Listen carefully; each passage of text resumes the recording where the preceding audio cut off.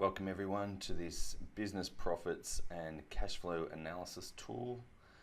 Just going to show you how to use this tool. This is really cool. It's something you can use to predict the targets that you want to hit in your business, and also if you're going to increase profit or increase the volume in your business, how is that going to affect your cash flow? If you want to put on a new staff member, what is the cost of that? What do they need to do in relation to volume in the business? How do we need to increase volume to cover that? So there's lots of different ways we can use this as a review of the past, as well as looking at what will happen and predicting what we can do in the future or what we need to do to achieve our goals. So the first thing we look to do is put in all the data. So the revenue, as you can see, this business is growing, revenue is going up, gross margin in dollars is going up, our net profits are going up, depreciation is reasonably flat, some of these other expenses, taxes paid, are reasonably flat, going up slightly, distributions to the owners is increasing, and we've also got an increase in our assets and also an increase in our liabilities. So as we're growing, everything is growing. So once we've gone through that and put all the information in, this is the report we get, and this is what we would review for you so that we can give you some insight into how your business is operating. The first thing we look at is the profit. Obviously the profit's increasing, as we said before, growing business, increasing profit. Interestingly, the operating profit percentage as a percentage of how much sales you're making, so what your profit is compared with your sales, is actually dropped slightly, but no big numbers to worry about there. Balance sheet is quite strong. Total assets still larger than total liabilities. We would hope to get this a little bit better, so we want the equity to be a little bit more than what it currently is, so it'd be something that we can look at how we can work on that. Cash flow seems to be a bit of an issue as the business is growing. We're not growing using cash, we seem to be growing using debt, so our levels of debt are increasing every year, so it's something that we can look at to see how we can change that. So having a more in-depth look at the profitability trends, as we said, profits are going up. However, as our margins are increasing and our revenue is increasing, the actual profit that's coming back to us has stayed reasonably steady, which is a bit of a concern.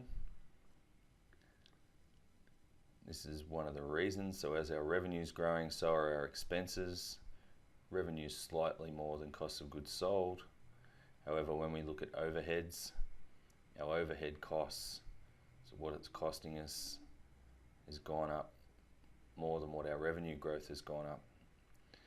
So as we're growing, it's actually costing us significantly more, so our processes and systems clearly aren't handling the increase in revenue. We look through some of these profitability ratios. Most of these are reasonably steady. You can see most of the percentages haven't moved particularly far. Revenue growth was actually slightly down this year as a percentage of what it was on prior years. So that is something you may look at, but still the overall growth this year is 14%, which is still reasonably good. Looking at working capital, this is an area of concern. As the business is growing, the days that our inventory is sitting on the floor or either in a stock room or in a showroom, in this case it's gone up significantly as the business is growing. It's also taking us longer to collect our cash from our customers. Another area that we can look at how we can change. This timeline is pretty cool. So this is the day that inventory arrives. This is the day 46 is when we're paying our suppliers. Our inventory then is sold at day 121. The cash is coming back to us at day 201.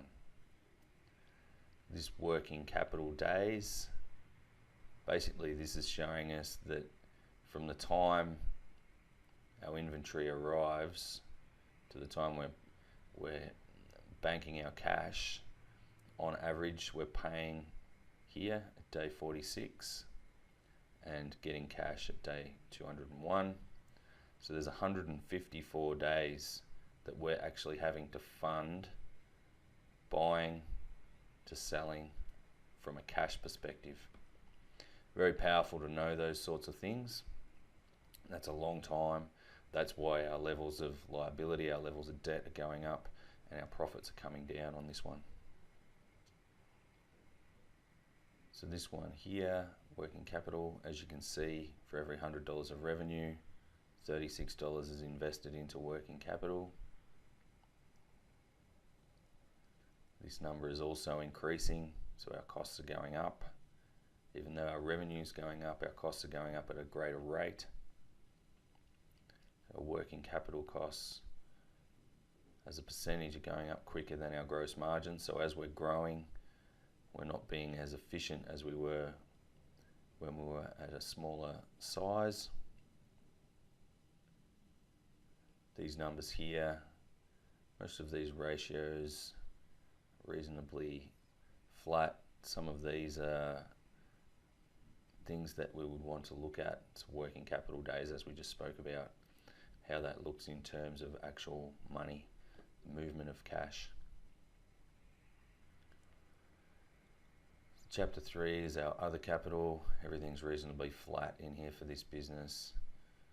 Most of the signs are pretty good, and the ones that are bad are only small movements. So it's not too bad, that one.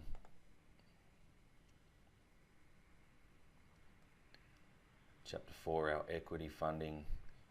So obviously our levels of debt are increasing, which is not good. Our equity, so what we're putting into the business, is also increasing because obviously we don't have the cash flow there because of the inefficient systems.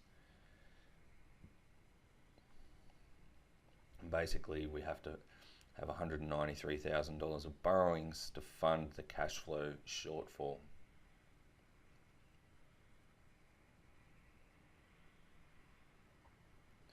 Those numbers are reasonably well reflected in here. Cash flow shortfall. This is why, as our business is growing, because we're not receiving our cash quick enough, our stock's sitting around for too long, we don't have the cash to be able to fund the growth of the business, so we have to borrow to get it. Okay, so this is the power of one. This is really quite a powerful section.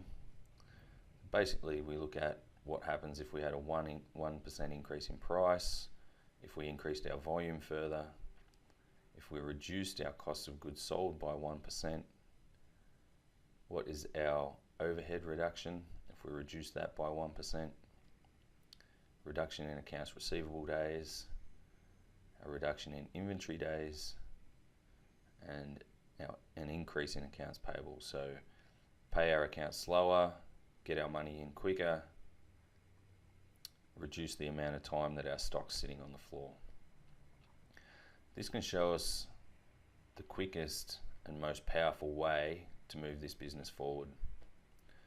And most people would think if we grow our business, so if we increase our volume, that the business would be better off. However, in this case, because of our inefficient systems, it's actually not the case. So let's say we put a plan in place. So we want to increase our price by 2%. We're going to leave our volume the same. We're going to spend $50,000. So this is actually going to cost us more, around about $50,000. We're going to spend that money to put in a better system, and that's going to actually reduce our cost of goods sold by 5%. Fairly small amount, as you can see, has a massive impact on the profit and on the cash flow. We're also going to pay someone $50,000. Leave it sit there. $48,000 to reduce the amount of days that it's taking for us to collect our cash. At the moment it was at 80 days. We're going to have that reduced to 60. We'll make it 3 weeks quicker, so we'll make it 21 days faster. We're going to receive our money. We can also look at inventory days, so we may pay someone else to control our stock flow and get things out to our customers quicker. So we're going to pay someone, we're going to put some stock control, wrong way. We're going to put some stock control processes in place.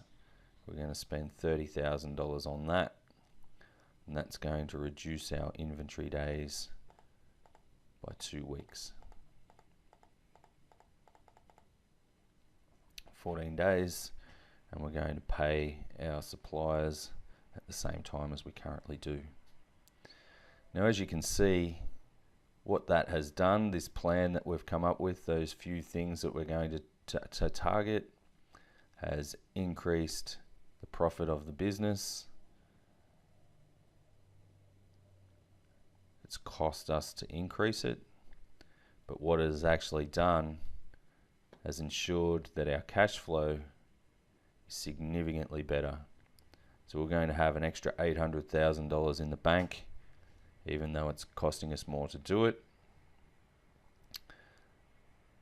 Our profit's up slightly. 200,000 is pretty good, but this is the real important thing, because at the moment we've had to fund the business using loans. And now we can have a look at how that will affect the value of the business. So for this business, we'll just change this.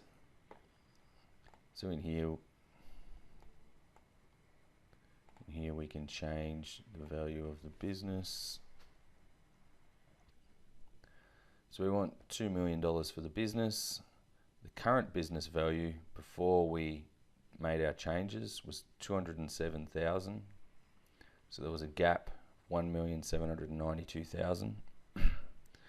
Those few small changes we made actually increased the value by $1,493,000 to $1.7 million.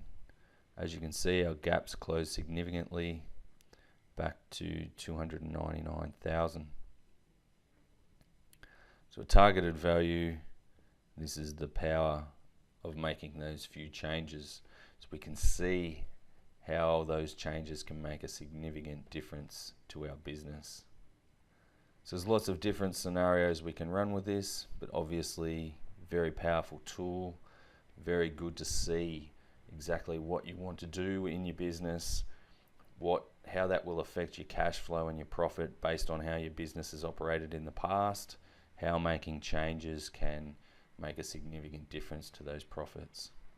Hope you enjoyed the show, and if you have any questions, you know how to contact us. Thank you.